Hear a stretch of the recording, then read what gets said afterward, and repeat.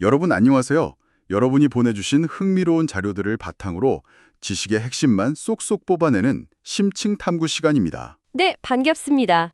오늘 우리가 다룰 주제에 본격적으로 들어가기 전에 다들 일상에서 한 번쯤 겪어보셨을 법한 상황을 하나 떠올려 보셨으면 해요. 스마트폰으로 영상 볼 때 답답한 그런 거 말씀하시는 거죠? 네, 정확합니다. 거대한 와이드 스크린으로 제작된 웅장한 블록버스터 영화나 넓은 잔디구장을 한눈에 봐야 하는 축구 경기를 출퇴근길 조그만 스마트폰 화면으로 볼 때의 그 느낌, 다들 기억하시나요? 화면이 꽉 차지 않거나 너무 작게 보일 때가 많죠. 그렇죠. 그래서 화면을 스마트폰 기기에 맞추려고 억지로 우겨 넣다 보면 등장인물들이나 선수들이 다 길쭉하게 찌그러져 버리는 스케일링 현상을 겪게 되잖아요. 비율이 완전히 망가지는 겁니다. 아니면 반대로 화면 비율을 맞추려고 주변 배경을 다 잘라내서 크로핑을 해버리면 주인공만 덩그러니 넘고 정작 중요한 폭발 장면이나 패스하는 같은 팀 선수는 화면 밖으로 잘려나가서 하나도 보이지 않게 됩니다. 네, 둘 다 우리가 원하는 완벽한 감상과는 아주 거리가 멉니다. 그래서 오늘 우리는 이 시각적인 답답함을 마법처럼 해결해줄 아주 흥미로운 자료를 하나 파헤쳐 볼 겁니다. 오늘의 핵심 출처를 소개해 주시죠. 네, 2011년 IEEE 논문 주파수 영역 분석 기반의 콘텐츠 인식, 이미지 및 비디오 리사이징입니다. 김준성 연구원 외에 여러 학자들이 발표한 논문인데요. 네, 아주 고전적이면서도 훌륭한 논문이죠. 이 자료를 바탕으로 한 우리의 미션은 명확합니다. 단순히 화면 크기를 줄이는 것을 넘어서 도대체 알고리즘이 어떻게 인간의 시선을 흉내내어 가장 중요한 장면을 아무런 훼손 없이 작은 화면에 쏙 담아내는지 그 마법 같은 원리를 알아보는 겁니다. 오늘 다룰 이 기술은 정말 시각적 통찰의 결정체라고 할 수 있어요. 이 논문이 등장하기 전에 배경 지식을 조금 덧붙여 보자면 화면을 똑똑하게 줄이려는 시도 자체가 처음은 아니었거든요. 기존에도 비슷한 기술이 있었나요? 네, 이전에도 아비단과 샤미르라는 연구자들이 제안했던 심카뱅이라는 기술이 영상 처리 분야에서 꽤 혁명적이었습니다. 이미지 안에서 덜 중요한 픽셀들을 찾아내서 마치 옷의 실선을 뜯어내듯이 그 경로를 삭제하는 훌륭한 방식이었죠. 옷의 실선을 뜯어낸다. 아주 직관적이네요. 하지만 이 방식에는 아주 치명적인 한계가 숨어 있었습니다. 화면을 살짝 줄일 때는 마법 같았지만 모바일 기기처럼 극단적으로 크기를 확 줄여야 할 때는 대참사가 벌어졌거든요. 대참사라고 하시면 아까 제가 말한 것처럼 전체가 길쭉하게 찌그러지는 현상인가요? 아니요, 그것보다 훨씬 귀귀한 현상입니다. 인물 사진을 예로 들어볼게요. 심카빙 알고리즘이 화면을 마구 줄이다 보면 어느 순간 사람 이마 한가운데는 피부색밖에 없고 밋밋하네. 안 중요하니까 여기 픽셀들을 지워버려야지 하고 기계가 결정해버립니다. 이 말을 그냥 파먹어버리는 거군요. 맞습니다. 결과적으로 사람의 얼굴이나 중요한 사물이 마치 놀이공원의 일그러진 거울에 비친 것처럼 기괴하게 찌그러지고 파먹힌 형태가 되는 거죠. 상상만 해도 이상하네요. 오늘 우리가 살펴볼 이 알고리즘은 바로 그 실패한 지점에서 완전히 다른 수학적인 판을 짜버렸다는 게 핵심입니다. 단순히 픽셀을 지우는 게 아니라 기계에게 인간처럼 무엇이 중요한지를 가르치기 시작한 거죠. 좋아요. 하나씩 짚어보죠. 기계가 인간의 시선을 모방한다니 참 흥미진진한데요. 기존 방식이 더 중요한 곳을 찾다 못해 얼굴까지 파먹었다면 이 문제를 해결하기 위해 이 논문이 꺼내든 첫 번째 혁신이 바로 중요도 맵이라는 개념이죠. 네, 중요도 맵, 임포턴스 맵이라고 합니다. 이게 단순히 픽셀을 색깔이나 밝기 순으로 줄 세우는 게 아니더라고요. 알고리즘이 이미지 전체를 스캔한 다음에 이 부분은 사람들이 제일 먼저 주의 깊게 쳐다보는 곳이니까 무슨 일이 있어도 절대 건드리지 마 라고 표시해두는 일종의 직관적인 지도 같은 거잖아요. 바로 그겁니다. 그 중요도 맵을 도대체 어떻게 만드느냐가 이 논문의 첫 번째 천재적인 포인트인데요. 논문에서는 이 지도를 완성하기 위해 두 가지 완전히 다른 성격의 정보를 정확히 50대 50의 비율로 섞어냅니다. 두 가지 정보라면 어떤 것들이죠? 첫 번째는 사물의 윤곽선, 즉 테두리를 샅샅이 찾아내는 기울기 맵입니다. 흔히 소벨 연산자를 사용하는데 시각적으로 픽셀의 값들이 급격하게 변하는 경계선을 수학적으로 찾아내는 거죠. 흑백의 대비가 뚜렷한 경계선 같은 거군요. 네, 그리고 두 번째가 바로 인간의 눈길을 본능적으로 확 끌어당기는 색상과 명암을 파악하는 현저성 맵입니다. ET 러니 등의 모델을 사용하는데요. 눈에 확 띄는 부분을 찾는 거네요. 그렇죠. 그런데 여기서 연구진이 아주 재미있는 선택을 합니다. 원래 이 현저성 모델에는 색상, 명암과 더불어 선이 어느 방향으로 뻗어 있는지를 보는 방향 특징도 계산하게 되어 있어요. 그런데 이 논문에서는 과감하게 그 방향 특징을 계산해서 아예 빼버립니다. 잠깐만요. 더 정교하게 만들려면 정보를 다 넣어야 하는 거 아닌가요? 왜 굳이 그 특징을 빼버린 거죠? 바로 속도 때문입니다. 방향까지 전부 계산하면 연산량이 기하급수적으로 늘어나거든요. 아, 모바일 기기에서 실시간으로 돌아가야 하니까요? 맞습니다. 그런데 놀랍게도 방향을 빼고 색상과 명암망으로 계산해도 인간의 시선을 모방하는 데는 전혀 무리가 없었고 결과물의 질도 떨어지지 않았습니다. 불필요한 계산을 덜어내서 효율성과 정확성을 동시에 잡은 아주 현명한 엔지니어링인 셈이죠. 효율을 위해 과감히 버릴 건 버렸다는 게 정말 인성적이네요. 여러분이 이 중요도 맵이 실제로 어떻게 작동하는지 머릿속으로 생생하게 시각화하실 수 있도록 논문에 등장하는 여름 별장 이미지 테스트를 예로 들어보겠습니다. 아주 좋은 예시죠. 파란 하늘이 넓게 펼쳐져 있고 사진 한가운데에는 눈에 띄는 붉은색 탑이 우뚝 솟아 있으며 양옆으로 고풍스러운 건물들이 있는 풍경 사진을 상상해 보세요. 알고리즘이 이 사진을 처음 딱 보면 구름 하나 없는 밋밋한 파란 하늘이나 텅 빈 물가 같은 여백 공간은 중요도가 바닥을 칩니다. 아까 말한 기울기도 없고 튀는 색상도 없으니까요. 네, 반면에 한가운데 있는 붉은색 탑이나 주변 건물의 복잡한 창문, 기둥의 선명한 윤곽선들은 기울기 맵과 현저성 맵이 강력하게 반응하면서 중요도가 팍팍 올라가게 되죠.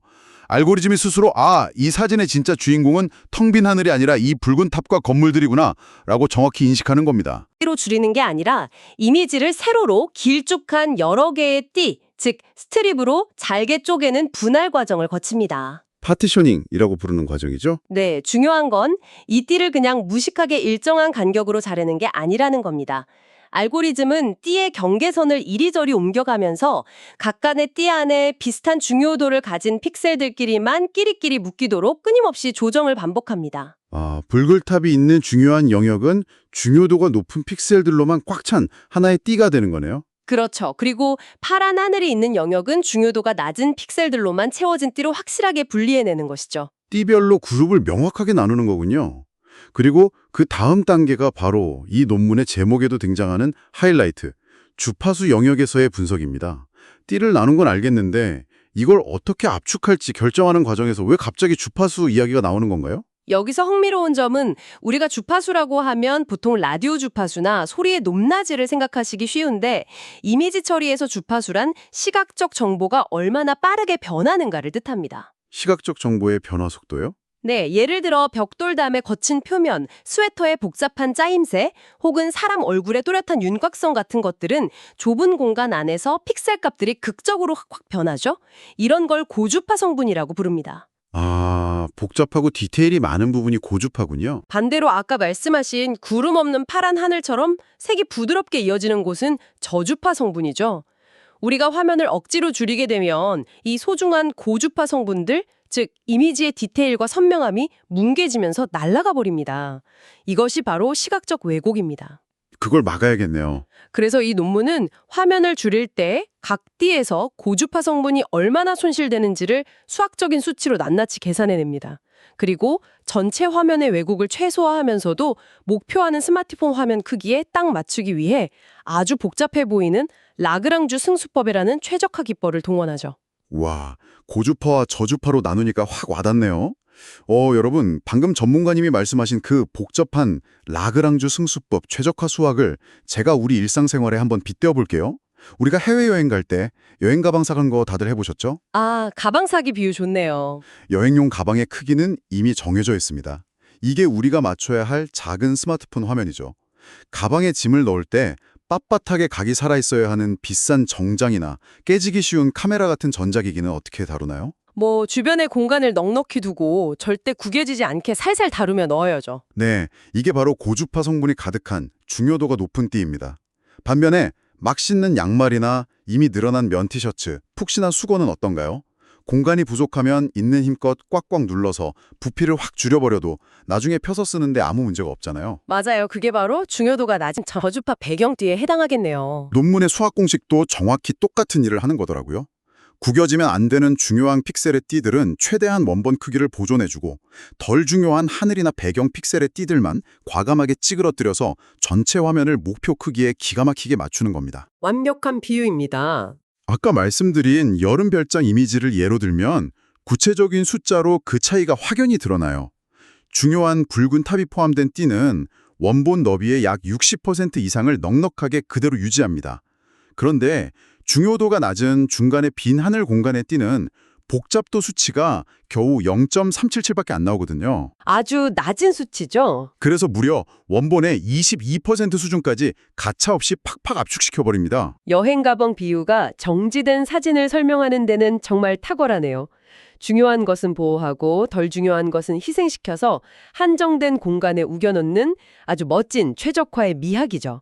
하지만 여기서 문제가 하나 생깁니다. 어떤 문제죠? 다 해결된 거 아닌가요? 그 가방 싸기 비유는 움직임이 없는 정지된 이미지에서는 완벽하게 들어맞지만 우리가 이것을 끊임없이 움직이는 비디오에 적용하려고 하는 순간 그 비유는 와장창 깨지게 됩니다. 비디오의 세계에서는 완전히 다른 차원의 난관이 기다리고 있거든요. 자, 여기서부터 진짜 흥미로우십니다. 완벽한 비유라고 생각했는데 비디오에서는 왜 깨지는 거죠? 비디오도 결국 초당 30장이나 60장의 이미지 프레임이 빠르게 연속해서 지나가는 거잖아요. 그냥 방금 배운 그 가방 싸기 기술을 매 프레임마다 독립적으로 똑같이 적용하면 되는 거 아닐까요? 바로 그 독립적으로 적용한다는 게 가장 큰 함정입니다. 우리가 짐을 싸면서 전속력으로 달리는 기차를 쫓아간다고 상상해 보세요. 1번 프레임과 2번 프레임은 사람 눈에는 거의 똑같아 보일지 몰라도 매 찰나마다 알고리즘이 계산하는 중요도 맵은 미세하게 요동칩니다. 미세하게 변한다고요? 네, 각자기 배경에 있는 나뭇잎이 바람에 흔들려서 중요도가 살짝 튀기도 하거든요. 그러면 알고리즘은 1번 프레임에서는 주인공의 띠 너비를 100픽셀로 잡았다가 2번 프레임에서는 90픽셀로 줄이고 다시 3번 프레임에서는 110픽셀로 늘려버립니다. 아, 띠의 너비가 계속 고무줄처럼 변하는 거군요. 결과적으로 어떻게 될까요? 화면 속 주인공이나 사물들이 가만히 있지 못하고 미친 듯이 좌우로 덜덜덜덜 떨리고 춤을 추게 됩니다. 이걸 영상 처리 분야에서 최악의 적으로 꼽히는 비디오 지터 현상이라고 부릅니다. 시청자는 10초만 봐도 멀미가 날 지경이 되죠. 듣기만 해도 어지럽네요. 짐의 크기가 0.1초마다 계속 바뀐다는 거군요. 그럼 이 지독한 비디오 지터를 이 논문에서는 어떻게 잡아낸 건가요? 전문가님이 그 해결책을 좀 짚어주시죠. 여기서 멈췄다면 이 논문이 세계적인 건의의 IEEE에 실리지 못했겠죠. 연구진은 이 멀미나는 비디오 지터를 잡기 위해 3단계에 걸친 아주 우아하고 강력한 솔루션을 제시합니다. 3단계요? 첫 번째는 뭡니까? 첫째, 움직임에 본능적으로 시선을 빼앗기는 인간의 특성을 반영해서 중요도 맵 자체를 동적 중요도 맵으로 업그레이드합니다. 기존의 정보에 움직임, 모션 요소를 추가하는 거죠. 그런데 여기서도 아주 똑똑한 필터를 거칩니다. 카메라 감독이 화면 전체를 훑으며 이동하는 글로벌 모션은 전체가 다 움직이는 거니까 노이즈로 보고 무시해버려요. 아, 카메라가 움직이는 건 진짜 물체가 움직이는 게 아니니까요? 맞습니다. 대신 화면 안에서 실제로 뛰어다니는 강아지나 굴러가는 공 같은 물체 자체의 움직임, 즉 로컬 모션만 쏙 걸러내서 이게 진짜 중요한 거다 하고 가중치를 확 부여합니다. 똑똑하네요. 진짜 움직이는 놈만 쫓아가겠다는 거군요. 그럼 두 번째 단계는 뭔가요? 두 번째는 시간적 일관성을 확보하는 겁니다. 아까 매 프레임마다 세로 계산하면 띠의 너비가 요동친다고 했죠. 그래서 이전 프레임에서 계산해둔 띠의 경계선 위치와 샘플링 비율 데이터를 다음 프레임으로 부드럽게 이어받도록 업데이트합니다. 수학적으로 가중치를 주어서 부드럽게 이어주는 거군요.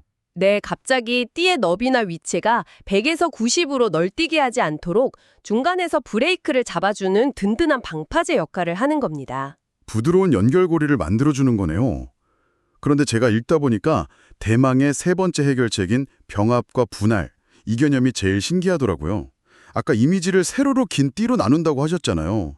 영상 속에서는 새로운 물체가 화면 밖에서 불쑥 들어오기도 하고 갑자기 밖으로 쌩 하고 나가버리기도 하잖아요. 그러면 이 띠들은 가만히 고정되어 있나요? 만약 고정시켜두면 들어오고 나가는 물체를 감당할 수 없겠죠. 그래서 알고리즘은 이 띠들에게 마치 살아있는 생명체 같은 유연성을 부여합니다. 만약 화면 왼쪽에서 거대한 트럭이 불쑥 들어와서 그쪽 띠의 중요도가 폭발적으로 높아졌다고 가정해보죠. 네, 트럭이 들어왔습니다. 트럭을 담기 위해 그 띠가 점점 넓어지다가 화면 전체 너비의 4분의 1 이상으로 너무 뚱뚱해지면 알고리즘이 감당하기 너무 벅차다 하고 그 띠를 두 개의 독립적인 띠로 과감하게 쪼개버립니다. 이게 디바이드, 분할 과정이죠. 와, 띠가 스스로 세포 분열을 하는 거네요. 그럼 반대로 트럭이 화면 밖으로 완전히 빠져나가 버리면요? 트럭이 빠져나가면 그때는 이제 중요한 정보가 없으니 점점 쭈그러들기 시작하겠죠. 그러다 띠의 너비가 5픽셀 미만으로 너무 얇아지면 알고리즘이 이건 더 이상 독립적으로 계산할 가치도 없다고 판단하고 옆에 있는 띠와 스르륵 합쳐버립니다. 이게 머지, 병합 과정입니다. 와, 띠가 살아서 숨 쉬는 것 같네요. 물체의 등정과 퇴장에 맞춰서 띠가 유연하게 분열하고 융합하는군요. 여러분, 이 세 가지 마법이 합쳐진 결과가 어땠냐면요. 논문에 나오는 해안경비대 비디오 테스트 결과를 보면 정말 입이 떡 벌어집니다. 코스트가드 영상 말씀이시죠? 네, 바다 위를 작은 배가 쓱 지나가는 아주 평범한 영상인데 이전에 다른 기술들을 쓰면 배의 위치가 앞뒤로 덜덜덜덜 떨리면서 엄청난 지터 현상이 일어나거든요. 멀미가 날 정도죠. 그런데 이 3단계 솔루션을 적용한 이 논문의 방식에서는 배가 원래 원본 영상에 있던 것처럼 아주 매끄럽고 자연스럽게 스르륵 이동합니다. 네, 흔들림이나 멀미가 전혀 없습니다. 그 결과물이 타 연구들과 비교했을 때 얼마나 압도적인지를 수치와 테스트로 명확히 보여주고 있죠. 구체적으로 다른 기술들과 비교하면 성과가 어느 정도였나요? 아까 초반에 대참사가 일어났다고 언급했던 심카빙 기술과 다시 비교해볼까요? 정지된 이미지 테스트에서 심카빙은 소년의 실루엣을 망가뜨리고 여름별장의 튼튼한 기둥을 일그러뜨렸죠. 화분의 둥근 패턴도 엉망으로 만들었습니다. 형태를 아예 망가뜨렸군요. 네, 하지만 이 알고리즘은 원본의 형태를 완벽히 유지해냈습니다. 더 경이로운 건 속도예요. 심카빙이 하나의 이미지를 처리하는데 6.6초나 걸렸다면 이 알고리즘은 고작 0.8초밖에 걸리지 않았습니다. 8배 이상 빠른 놀라운 속도죠. 8배나요? 와, 비디오 쪽 결과도 만만치 않잖아요? 다른 유명한 알고리즘들도 여럿 무릎을 꿇었다고 들었거든요. 맞습니다. 울프 등의 알고리즘은 축구 영상 테스트에서 보기 흉한 결과를 낳았습니다. 선수가 빠르게 달려가는데 복잡한 배경을 감당하지 못하고 선수의 다리를 마치 귀개하게 꺾어버렸죠. 어우, 징그럽네요. 네, 또 압축된 영역 정보를 써서 속도만 높이려고 했던 남등의 기술은 미식 축구 선수의 형태 자체를 알아보기 힘들게 뭉개버렸습니다. 반면에 제한된 알고리즘은 축구든 미식 축구든 대상의 왜곡 없이 깔끔하게 리사이징을 해냈죠. 심지어 연산 복잡도는 울수 방식의 절반 수준이었습니다. 효율과 품질을 동시에 잡았네요. 그래서 이게 다 무슨 의미일까요? 여러분은 이런 생각이 드실 수 있어요. 논문 속에 저 복잡한 주파수와 띠분할 알고리즘이 내 일상과 도대체 무슨 상관이 있다는 걸까 하고요. 매일 겪는 일과 아주 밀접하게 연결되어 있죠. 맞습니다. 당장 오늘 넷플릭스나 유튜브 영상을 볼 때를 생각해 보세요. 내 친구는 거대한 태블릿으로 보고 나는 세로로 긴 스마트폰으로 봅니다. 심지어 영상을 보면서 카톡하느라 화면을 조그맣게 찌그러뜨리기도 하죠. 그런데도 영상 속 주인공의 얼굴이 일그러지지 않고 편안하게 볼 수 있는 건 절대 우연이 아닙니다. 뒤에서 엄청난 연산이 일어나고 있는 거죠. 네, 보이지 않는 곳에서 기계가 끊임없이 이 영상에서 어떤 부분이 인간에게 가장 중요한가를 찰나의 순간에 계산하고 조율해주는 기술의 발전 덕분입니다.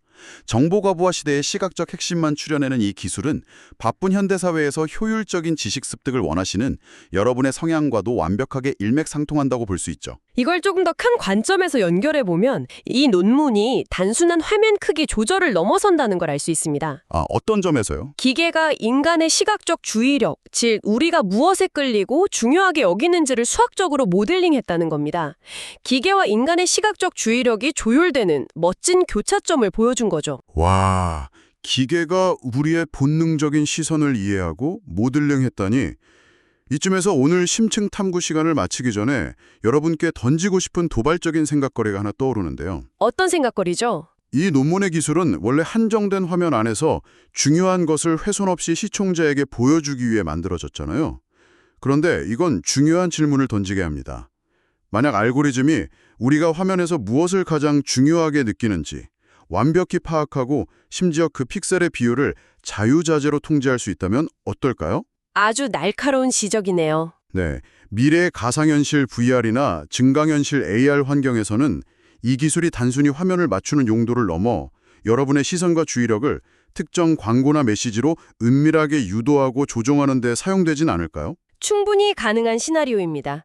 내가 중요하다고 생각해서 보는 장면이 사실은 알고리즘이 나를 정확히 그쪽만 보게끔 주변을 압축해둔 심리전의 결과일 수 있죠. 들을수록 등골이 오싹해지기도 하네요.